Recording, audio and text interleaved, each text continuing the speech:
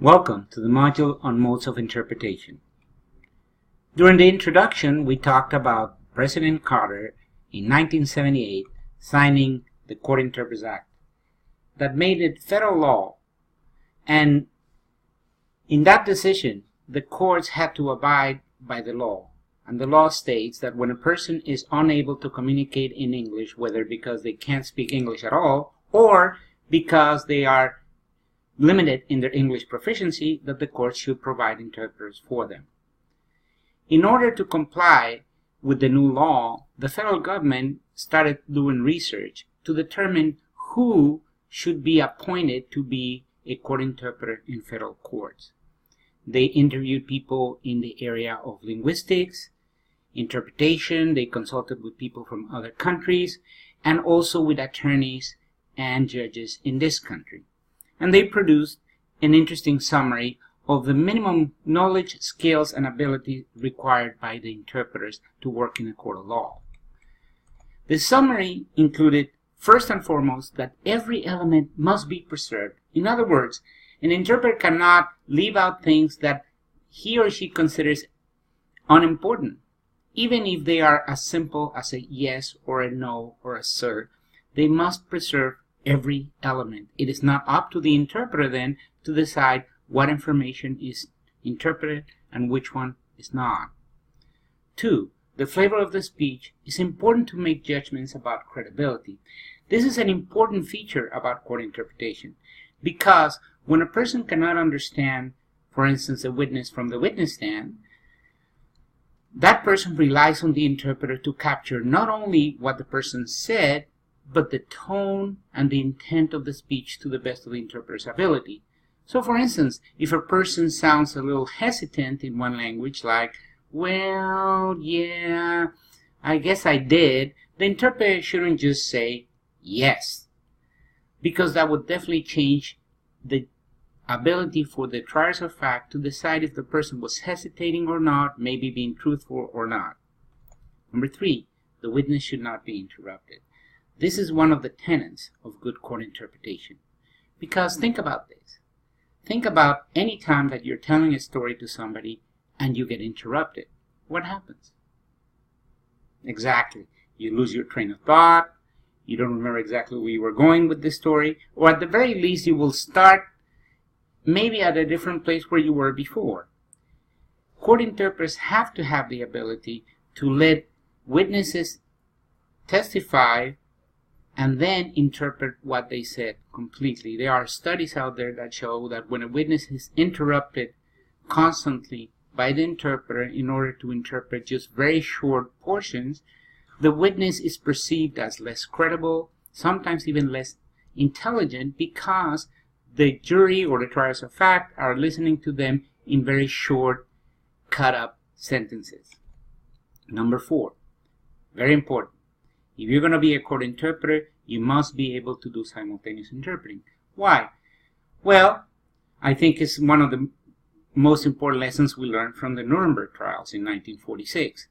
That when you have a court of law and we have defendants and prosecutors and judges that don't speak the same language, especially in the case of Nuremberg where we had 4 different languages being used at the same time during the trials, the interpreters could not practically go into the consecutive mode. They would have to be able to interpret simultaneously directly in several languages, so each person decided what language they would understand and listen through headphones.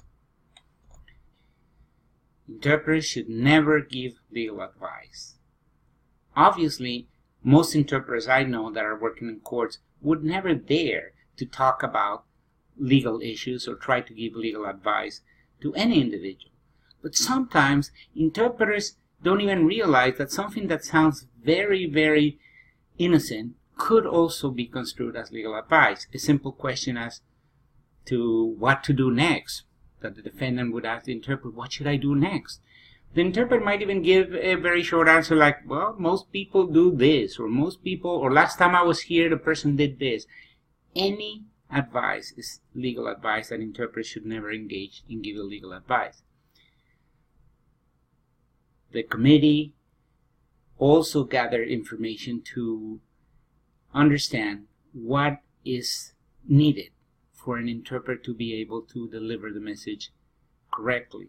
And the studies show that a person that is going to be interpreting in court needs a comprehensive knowledge of both languages and never misrepresent the level of sophistication of the speaker.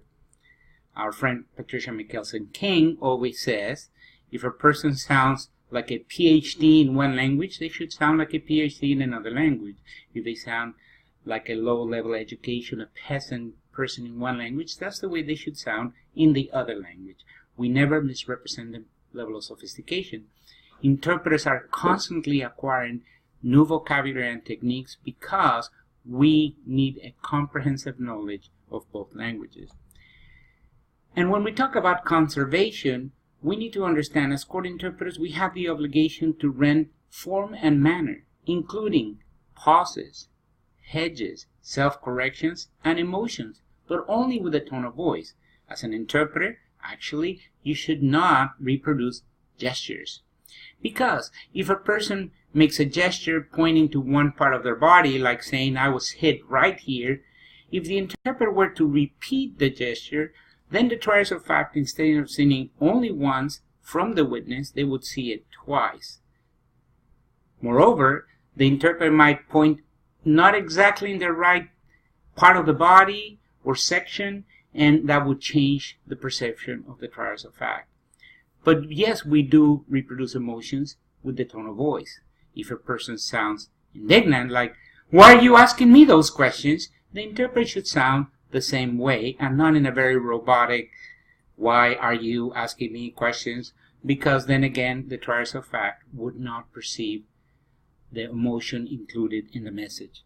Our job as interpreters is convey the meaning both ways, to preserve the tone, and to literally place the person in the same circumstances as a person who speaks English in a court of law. Therefore, we must interpret without omissions. We cannot leave anything out. I cannot stress this enough. Sometimes I see colleagues that when they're interpreting, they start making judgments as to, well, if the person said, well, I don't need to say that. Or if the attorney says, for instance, strike that. Oh, well, if we're going to strike it from the record, I don't need to say that either. Us, court interpreters, cannot make these decisions. We need to interpret everything that is said without omissions. Also, accurately, without distorting the meaning. It's important for you to understand that when you're interpreting, accuracy includes even very small variations in meaning. For instance, if a person was walking briskly or rapidly, the interpreter should not interpret A, walking, or B, running, because neither one of those solutions actually and accurately sends the message of what the original message was. So if the person was walking briskly, you need to find the equivalent in the other language to convey that meaning. Also, let's think about somebody being slapped in the face. Well, slapped on the face and punched in the face are completely different actions, and the triers of fact should perceive exactly what the witness said. We cannot change style or register. What does that mean? Well, when we're talking, when we're communicating with people, we tend to use either very sophisticated language sometimes, educated words, as they say, or more colloquial terms. Let's assume, for instance, that the attorney is using very high register, very elegant legal solutions, and is saying something like this. Do you see the police officer that effectuated the arrest? The interpreter should not make a judgment and say, well, maybe that's too high of a register, so let me just make it easier for the person to understand, and I'm going to interpret something like, do you see the cop that busted you? Even though it's the same meaning, it's not the same register.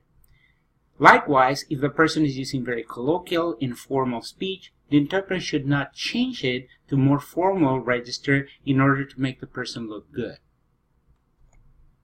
Without additions.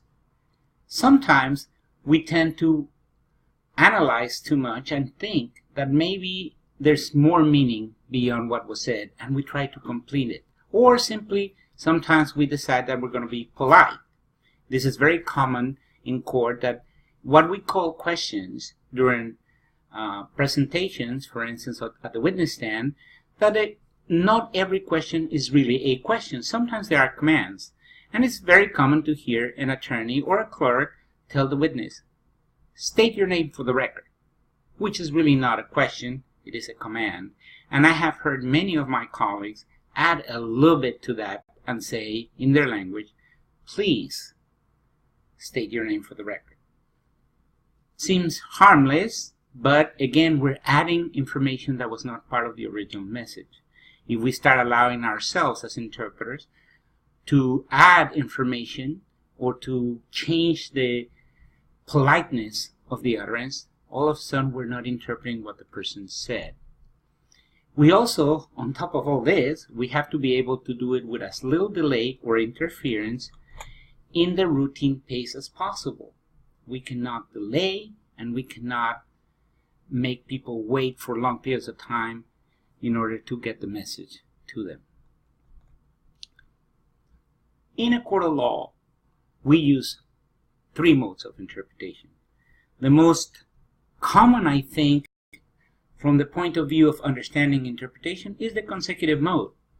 My idea is that if we think back, and I'm sure you can surmise this very quickly, us interpreters have been working as interpreters for many, many years, centuries, because as soon as 2 peoples could not communicate with each other, as soon as there was a barrier, a language barrier between 2 peoples, one of us, many years ago, jumped in and started mediating. And it is my theory that they did it in the consecutive mode. What does that mean, the consecutive mode?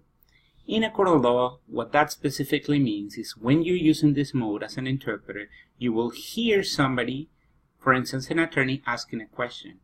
You will hear the whole question, let them finish the question, and after they have finished the question, you will interpret the whole question into the other language.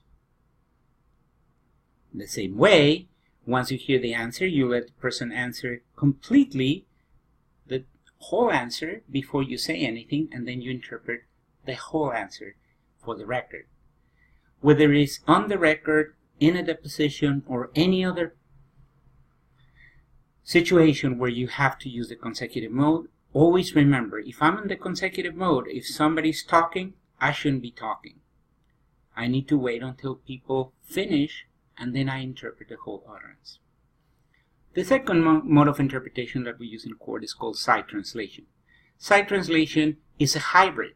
We actually use the word translation, which is usually reserved for when a person transfers meaning from a written document to another written document in another language. That's a translation. We call our profession interpretation because we do it orally.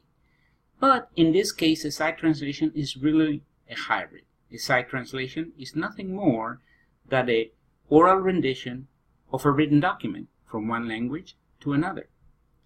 Side translation in courts is quite common, even though people don't think about it that much, because many times when the accused are brought into court, they are given documents to read, and of course those documents are written in English.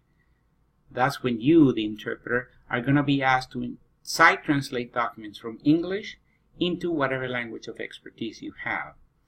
Side translation is commonly used from English into foreign language, but sometimes, infrequently, you might be called to side translate a document written in a foreign language for the record into English. Last but not least is the simultaneous mode. In the simultaneous mode, we are actually going to be speaking at the same time as somebody else.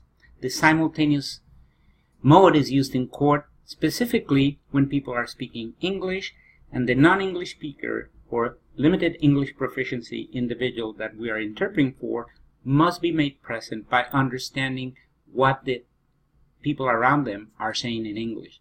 It is your job as an interpreter to keep interpreting simultaneously the whole time that people are talking around the NES individual. Remember, when you're doing simultaneous, all the previous rules apply. You can't leave things out. You can't change the register. You must continue in the simultaneous mode for the benefit of the non-English speaker. Now, let's start discussing when do we use each one of the modes. Let's start with consecutive. Consecutive must be used at the witness stand. It is the mandatory method to be used when you are interpreting for a witness that is being given testimony at the witness stand. If the attorney is asking the question, you wait for the end of the question, and the same for the answer. Also, even if you're not on the record, even if you're not in a court of law, if the LEP or NES, limited English proficiency individual or non-English speaker, is being deposed, then you, the interpreter, will continue to use the consecutive mode. Allow the question to be asked, interpret the whole question, allow the answer to be given, and interpret the whole answer. The LEP or an NES is part of a question-answer exchange, whether it's not at the even if it's not at the deposition, even if they're not at the witness stand. Let's say they're in front of the judge, and the judge is asking some preliminary questions like, do you understand what you've been charged with during an arraignment? Any time that the LEP or NES is part of a question and answer exchange, you must be using the consecutive mode. When do we use side translation? Well, that should be pretty obvious. If the interpreter is called to read documents written in English for the benefit of the LEP, you should do side translation. When the interpreter is required to read documents written in a foreign language for the record, you should be doing side translation. Finally, when do we use simultaneous? Simultaneous should be used anytime the LEP is present and their case is being discussed by other parties in English. That is the rule. And if you think about it, when we do more simultaneous than anything else, we use more the simultaneous mode than any other mode of interpretation during hearings, trials, anything that has a lot of discussion in English around the LEP. Interpreting in the simultaneous mode is the way we interpreters allow the non-English speaker to be linguistically present during hearings, trials, and anything that has to do with their case. Not only physically present, but linguistically present. Thank you very much for attending this first module. We are going to continue with the next module. Thank you very much.